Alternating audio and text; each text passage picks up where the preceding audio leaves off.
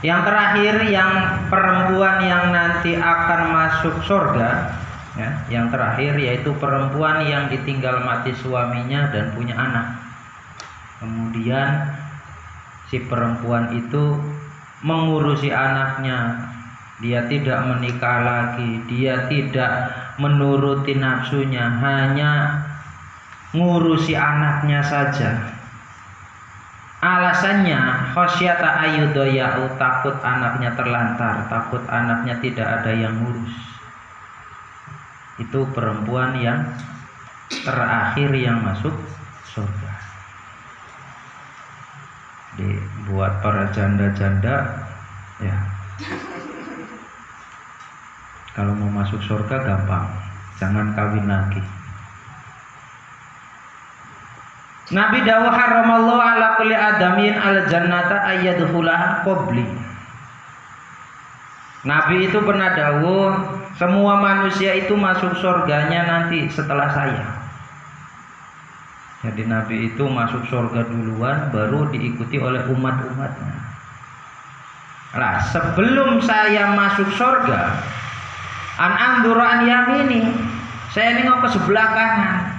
Pas nengok, faida mra'atun tubadiruni ila babil jannah. Ada seorang perempuan yang mendahului saya masuk surga, nyalip saya. Oh, sing disalib Kanjeng Nabi, duduk luratun. Nabi kan kaget, loh, katanya saya orang yang pertama, kok itu ada orang yang mendahului saya, malah perempuan. Masa saya kalah sama perempuan? Gimana ini ceritanya malaikat? Akhirnya komplain Nabi. Fayuqalu liya Muhammad hadi imra'atun kanat hasna jamilatan.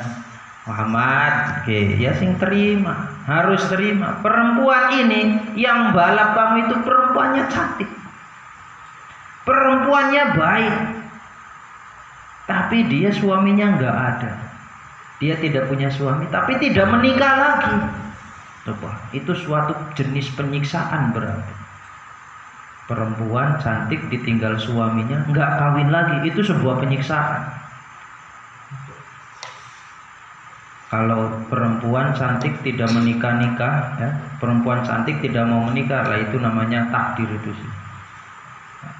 Ini sudah cantik, baik, nggak punya suami, janda, kok nggak nikah lagi? Kenapa? Karena dia ngurusi anak yatim, karena dia punya anak yang ditinggal mati oleh bapaknya. Ngurusi anak yatim, ngurusi orang yang tidak ada bapaknya. Karena dia mengurusi anak yatim itu, karena dia sabar mengurusi anak yatim itu, menunda semua keinginannya hanya untuk anak yatim itu, makanya perempuan itu mendahului sampeyan. Nah, Nabi Muhammad pasti kalau hubungannya dengan anak yatim pasti setuju.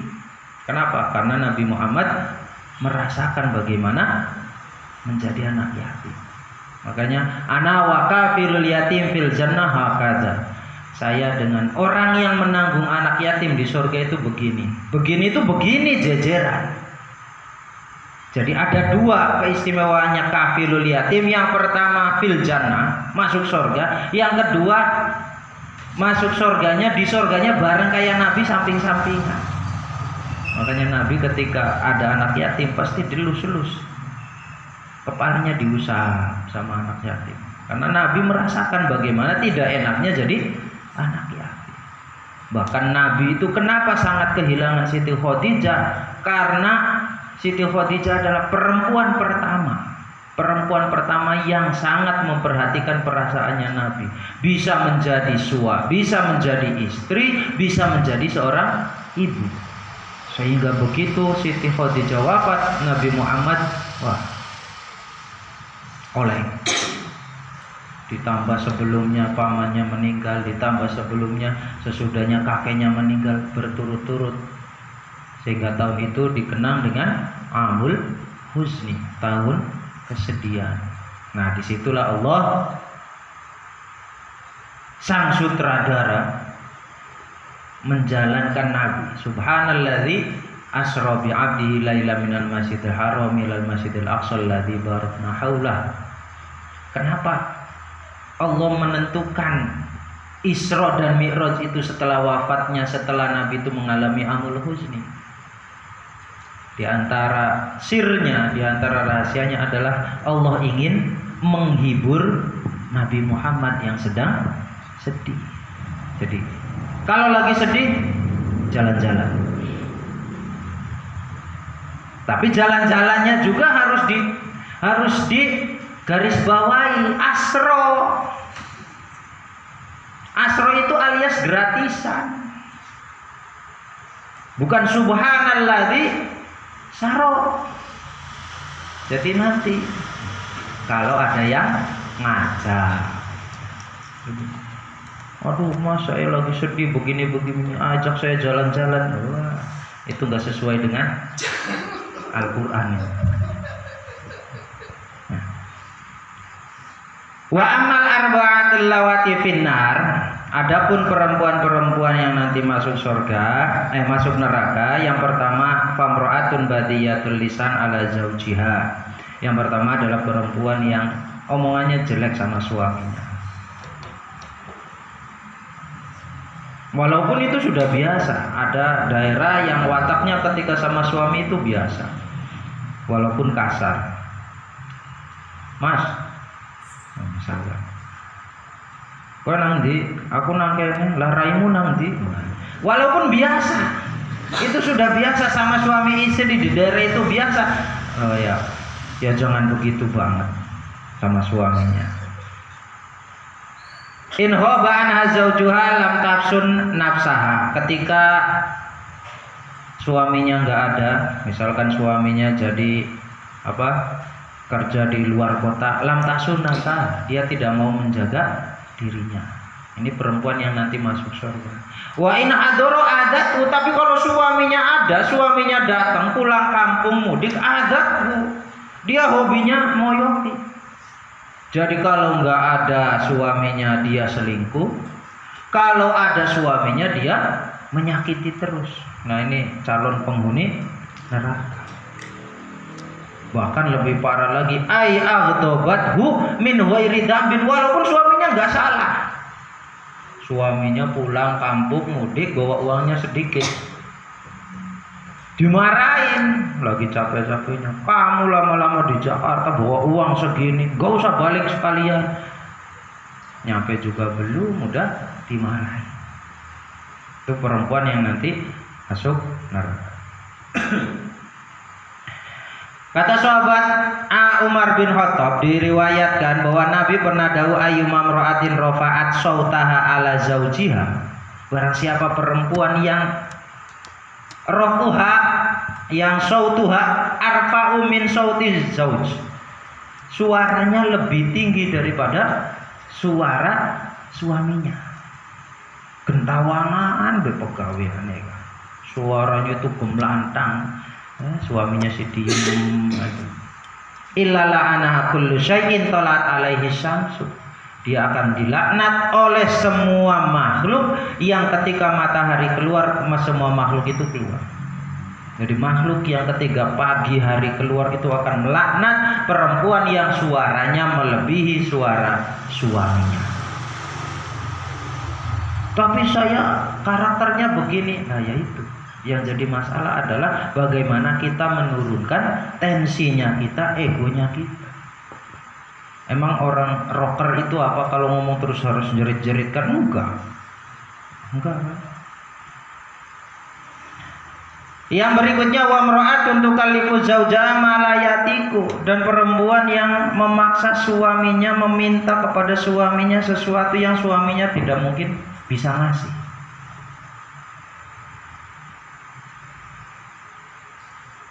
Suaminya jadi tukang becak, dia minta beli apa? Kan zaman online kayak ya, zamannya daring semua, online semua. Jangankan buat beli data seluler, beli HP saja si suaminya nggak mampu. Ini si istrinya mintanya beli HP plus data seluler plus pesan in online. Kata suaminya, tuh Bu, buat makan aja susah, apalagi buat beli HP, apalagi buat beli online dan sebagainya. Maksa. Nah, ini adalah perempuan yang nanti akan masuk neraka.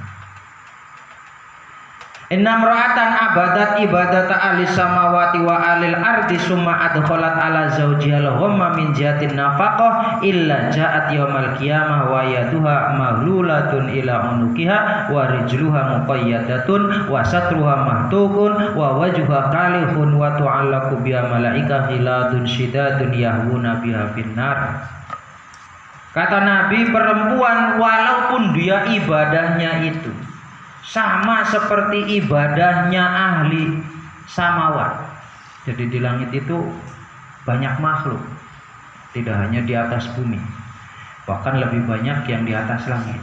Kalau ada perempuan yang ibadahnya sama kayak malaikat yang tinggalnya di langit, kalau ada perempuan yang ibadahnya sama dengan semua ibadahnya penduduk di atas bumi,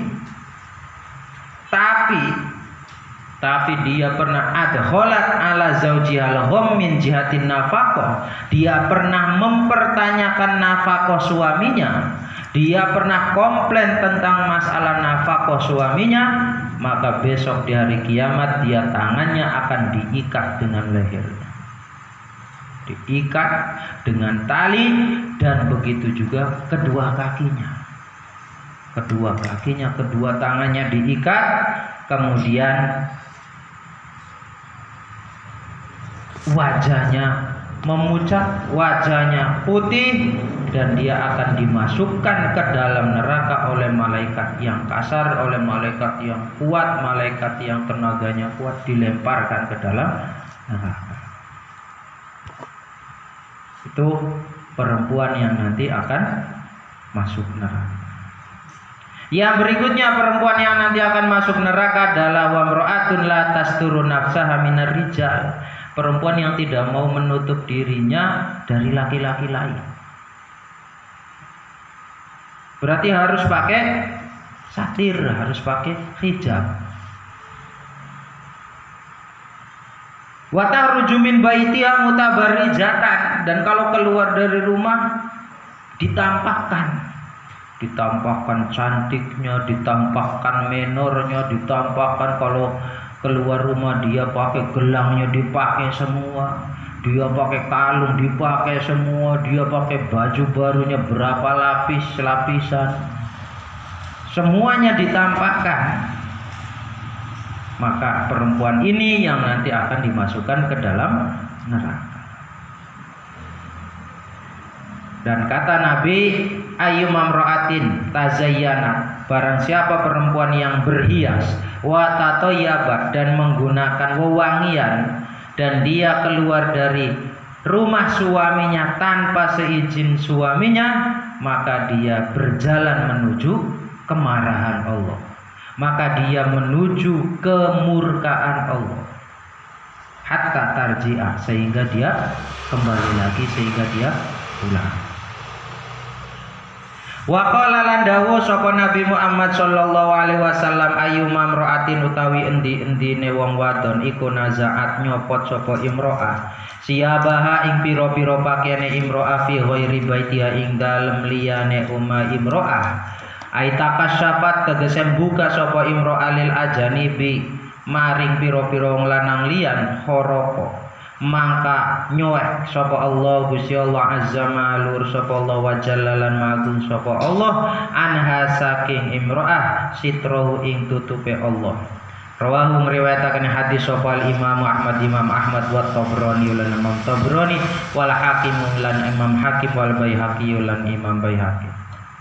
Wa imra'atun lan wong wadon laisa kang ora ana iku laha kaduwe imro'ah apa hamun peneja illal aqla angin mangan wasyar balan nginum wan naumalatun walaisa lan ora ana iku laha kaduwe imro'ah apa rohbatun demen ai iradatun tegese demen fi sholatin ing dalam salat wala fi taati lan ora ing dalam taat ing Allah wala fi taati rasuli lan ora ing dalam taat ing utusane Allah sallallahu alaihi wasallam wala fi taati zaujiha lan ora ing dalam taat ing bojone mar'ah.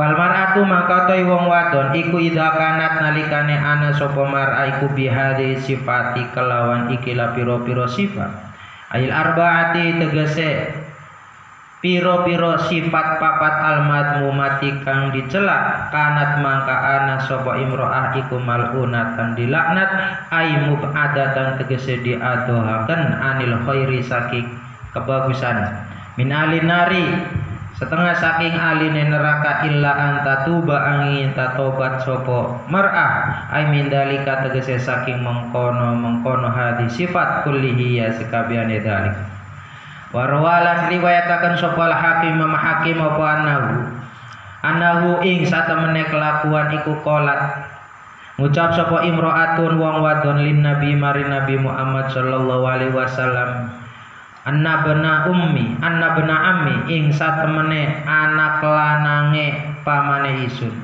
fulanan nyatane fulan iku yahtubuni nglamar sapa fulan ing isun ayat uni tegese ngajak sapa fulan ing isun ilan nikah maring nikah fa akhbirni maka ngabarna tuan ing isun ya Rasulullah ya rusulane Allah ma ing barang ma ing utawi apa iku haqquz zauji hake bojo lanang ala zaujati ing atase bojo lanang ala zaujati ing atase bojo wadon fa ikana mangka lamun ana apa hak dalikal haqqu tegese mengkono hak iku syai'an sewiji-wiji ay amron tegese perkara utikuhu kang kuat sapa isun ing syai' ay aqdiru tegese kuat sapa isun ala ing atase syai' tazawwajtuhu mangka ngawin sapa isun ing fulan. Kala dawuh sapa Nabi Muhammad sallallahu alaihi wasallam min haqqi iku setengah saking haqqe zauj an ing satemene kelakuan ayana tegese satemene kelakuan Aisyah tegese kelakuan iku lausala lamun milih apa munhirahu bolongan cungur lorone zauj milih daman ing geti wa qayhan lan nanah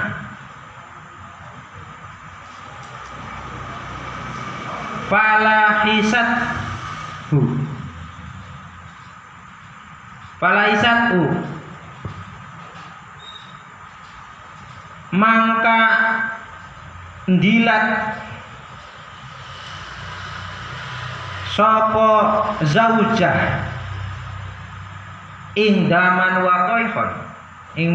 waqaihan bikasil ha iklawan kasreha bilisaniha kelawan ilate zaujah ma'addat mangka ora nekani sapa zaujah haqqahu ing hake zauj wal mun'iru taimun bikasil ha iklawan kasreha al mujamati kang dititiki siji iku khurqul anfi bolongane irung. Laukana lamun ana apa kelakuan Aisyah tegese kelakuan iku yang bagi wenang ayat juzu tegese wenang libasarin kadue manusa apa ayat juda yen ta sujud sapa basar libasarin maring wong liyan ayat akhara tegese wong liyan la amartu maka yaktine perintah sapa isun almar'ata ing wong wadon antas juda ing yen ta sujud sapa mar'ali zaujiha maring bojo lanange mar'ah ida daqala nalikane manjing sapa zauj alaya ing atase mar'ah lima karena barang faddalahu kang utama akan ing zauj sapa Allah Gusti Allah alaiha ing atase mar'ah walat ngucap sapa mar'ah walladzi demiddat ba'atsaka kang utus sapa alladzi ing tuan bil haqi kelawan bener la utazawiju ora kawin sapa isun ma baqiyat selagine tetep apa ad-dunya wa qalat lan dawuh sapa Aisyah tu Siti Aisyah radhiyallahu anha atat teka sapa fatatun wong wadon nom ilan nabi mari Nabi Muhammad sallallahu alaihi wasallam Faqalat mangka ngucap sapa fatat, ya Rasulullah duh utusane Allah. Ini satemene isun iku fatatun wadon enom. Ukhtabu dilamar sapa isun. Fa akrihu mangka sengit sapa isun at-tazwija ing kawin. Fama mangka utawi apa iku haqquz zauji haqe bojo lanang alal mar'ati ngatasé wong wadon. Kala dawuh sapa nabi, laukana lamun ana iku min farqihi. Iku min farqihi awit saking tempat metu rambute zauj. Ila qadamihi mari gelamakane zauj. Apa sodidun nana falahisat umangkan dilati sapa mar'ah ing zauj ma'addat mangka ora nekani sapa mar'ah syukrahu ing nyukuri zauj. Qalat ngucap sapa fatat afala utazawiju, apakah ora kawin sapa isun? Qala dawuh sapa nabi bala iya. Tazawaji nikah sira kawina sira wadon fa innahu mangka satemene tazawuj iku khairun kebagusan. Perempuan yang terakhir yang nanti akan masuk neraka yaitu perempuan laisa laha hamun illal aqla wasyarb wan naum. Perempuan yang enggak punya orientasi lain kecuali makan, tidur dan minum. Tidak ada dia niatan untuk taat kepada Allah, tidak ada niatan dia taat kepada Rasulullah, tidak ada niatan dia taat kepada suaminya. Jadi yang dikejar hanyalah hawa nafsunya saja.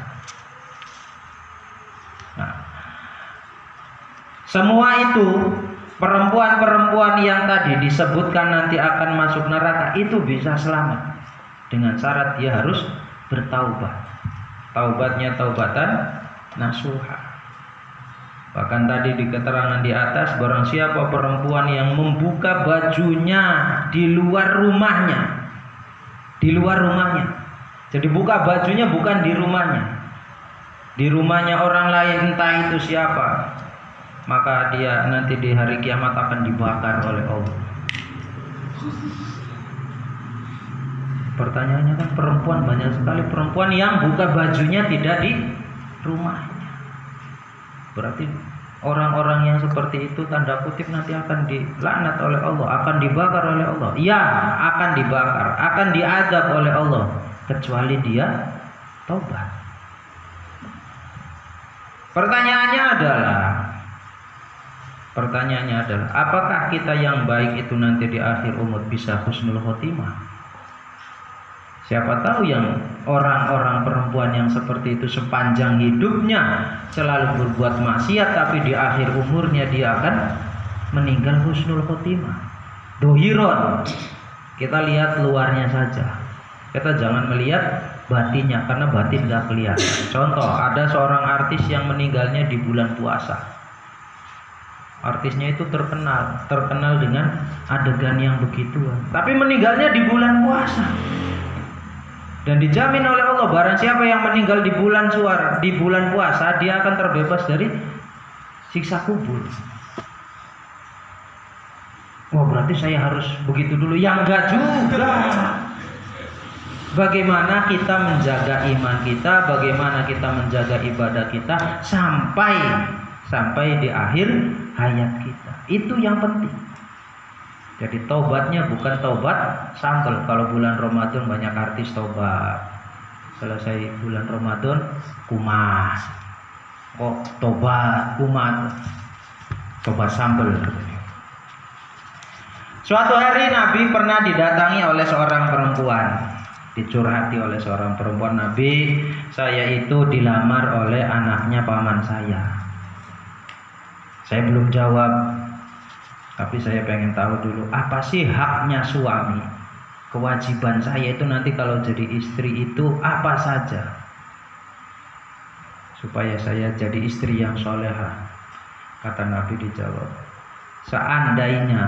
seandainya suami kamu dari lubang hidungnya itu, lubang hidung yang satu keluar darah, dan lubang hidung yang satunya itu keluar nanah. Terus kamu jilatin, kamu bersihkan dengan dijilat oleh lidah kamu. Itu sedikit pun belum menutupi kewajibannya seorang istri kepada suami.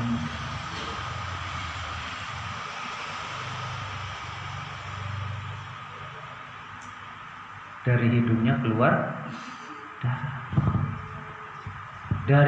Dari hidungnya keluar nanah. Jadi pertanyaannya, ketika suaminya umbelen, istrinya mau nggak buang umbelnya suaminya? Itu baru umbel. Itu buangnya pakai tisu segitu juga, pakai tangan. Lah ini buangnya pakai lidah, dijilat. Dan itu belum ada apa-apanya. Wah, perempuan yang tadi mau dilamar, Islam Nabi angkat tangan, saya nggak mau nikah. Saya nggak mau menikah. Itu juga yang terjadi sama perempuan yang satunya, sama kasusnya begitu diterangkan oleh Nabi nggak kuat. Saya takut tidak bisa menjalankan kewajiban saya. Lebih baik saya nggak menikah. Kata Nabi, jangan menikahlah, karena di dalam menikah itu ada kebaikan. An-nikahu min sunnati faman rohiba an. Nah ini yang harus digarisbawahi, belajar, pentingnya belajar nahwu itu. Rohibaan itu apa? Bukan rohiba min atau rohiba fi. Pakainya rohibaan. Rohiba itu demen. Faman utawi sapane wong iku rohiba demen sapa man an sunnati saking sunaisun. Falaisa mangkorana sapa man iku mini saking sun. Kalau diartikan secara bahasa Indonesia, barang siapa yang tidak menyukai, tidak mau menjalankan sunnah saya, maka dia bagian dari saya. Wah, bahaya. Rohibaan itu artinya tidak mau. Jadi nikah itu sunnahnya Nabi.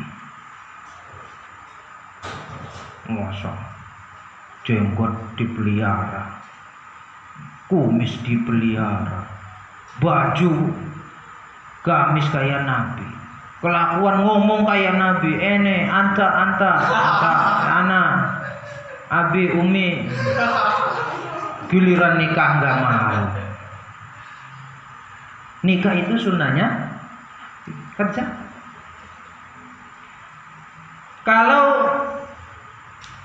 kita mendengar, kalau kita pernah tahu ada beberapa orang yang tidak menikah, pasti punya alasan tersendiri, dan itu harus bisa masuk akal dan harus berani diperdebatkan, harus berani menjawab ketika Allah bertanya, kenapa kamu nggak nikah? Jawabannya harus bisa. Kalau nggak bisa, kenapa kamu nggak nikah? Saya nggak punya uang. Wis, salah, mancing neraka. Salah satu contohnya adalah Robi'ah Al-Adawiyah, salah satu wali perempuan. Itu sepanjang hayatnya menurut kebanyakan Robi'ah itu tidak menikah. Ketika ditanya kenapa, karena saya takut ketika saya menikah, cintanya saya kepada Allah akan berkurang. Karena takut waktu saya yang harusnya itu untuk bermunajat, bercengkerama dengan Allah itu akan berkurang karena harus mengurusi yang lain dan sebagainya. Ada salah satu ulama besar yang melamar Robi'atul Adawiyah, kemudian dikasih syarat oleh Robi'ah, kamu kalau bisa jawab pertanyaan saya baru boleh nikah sama saya. Oke, siap. Udah ulama besar beliau itu. Tanya, yang pertama, saya nanti kalau mati Islam apa kafir? Ulama itu ya nggak bisa jawab, yang nggak bisa, nggak tahu, kamunya aja masih hidup. Oh ya, nggak bisa. Yang kedua, nanti saya di dalam kubur saya akan disiksa apa enggak? Aduh, mati bedurung. Pertanyaan ini kubur. Nggak bisa. Nomor 3, nanti saya dibangunkan itu minal asqiya au minas syuhada. Saya itu kalau dibangunkan nanti dikumpulkannya dengan orang yang bahagia, dengan orang yang selamat atau orang yang celaka. Alah, tambah atuh maning, nyerah nggak tahu. Terakhir, nanti saya di akhirat setelah dihisab saya masuk surga apa masuk neraka? Wis lah, wis beli tak kawin, wis beli tak wis. Nyerah, ulama itu nyerah. Ulama besar. Kata Robi'ah, ya kamu mati saja belum tahu husnul khotimah atau su'ul khotimah, sudah memikirkan menikah. So kamu jawab seperti itu, insya Allah kamu gak bakalan laku. Ilahunallah.